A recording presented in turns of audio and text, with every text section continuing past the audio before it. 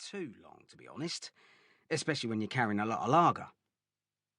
We've got 12 large cans of Skoll, sweet and sour pork balls, special fried rice, and a portion of chips with curry sauce, flavours from around the world. But by the time we reach the end of the pier, the lagers are warm and the takeaway's cold.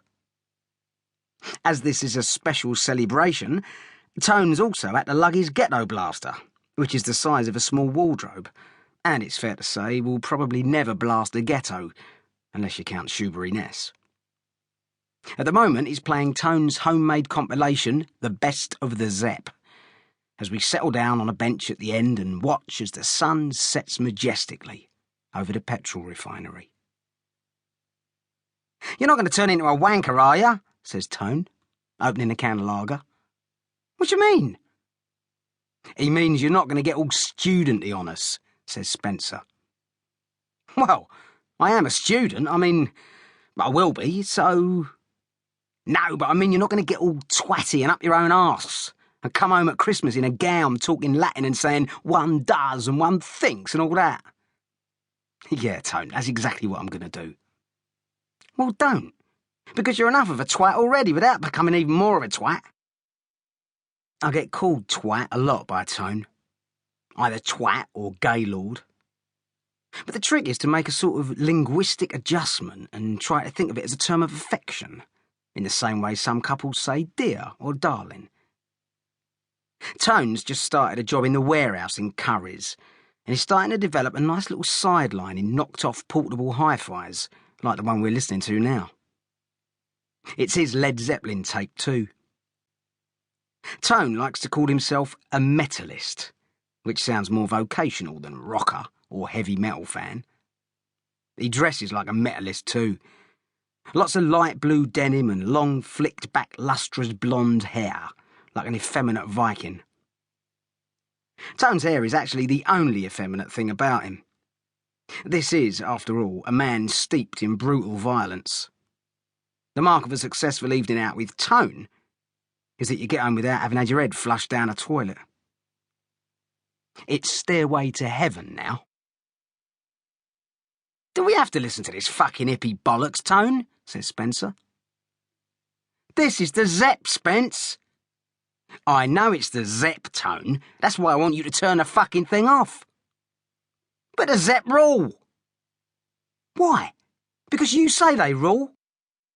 "No, because they were a massively influential and important band." "They're singing about pixies, Tony. It's embarrassing." "Not pixies." "Elves, then," I say. "It's not just pixies and elves. It's Tolkien, it's literature." Tone loves that stuff. Books with maps in the front and cover illustrations of big scary women in chainmail underwear, holding broadswords. The kind of woman that, in an ideal world, he'd marry. Which, in Southend, is actually a lot more feasible than you'd think. "What's the difference between a pixie and an elf anyway?" asked Spencer. "Dunno, ask Jackson. He's a cunt with the qualifications."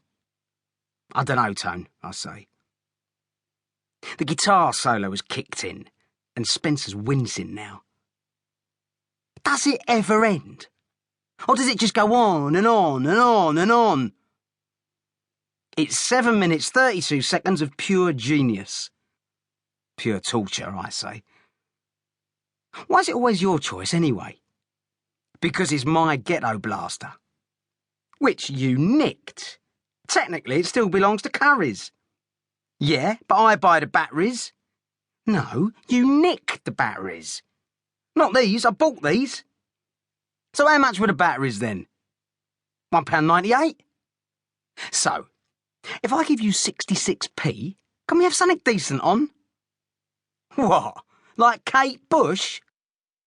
"All right then, Jackson. Let's put some Kate Bush on then. All have a really good time listening to Kate Bush. All have a really, really good dance and a sing-along to Kate Bush." And while Tone and I are bickering, Spencer leans over at the ghetto blaster, nonchalantly ejects the best of the Zepp, and skims it far out to sea.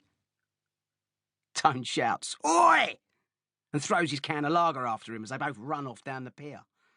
to keep listening to this audiobook. I've left you a link in the description so you can do it, at no cost thanks to Audible's 30-day free trial.